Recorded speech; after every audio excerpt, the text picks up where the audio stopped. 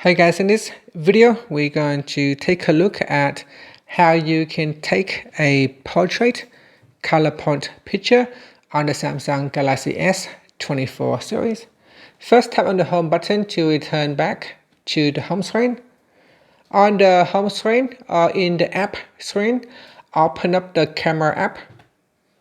Next, in here you want to swipe to portrait mode at the bottom, just above the shutter button.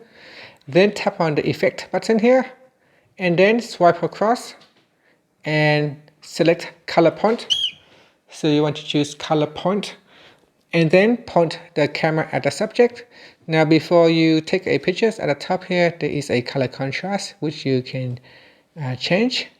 At the bottom here at the strength, so you can increase or decrease the effect strength, and then simply point the camera at the subject and then tap on the shoot button. So point at the subject, then tap on shoot, and that's it. So give it a few moments for the effects to apply, and that is your portrait color point picture on the Samsung Galaxy S24 series. Thank you for watching this video. Please like and subscribe to my channel for more videos.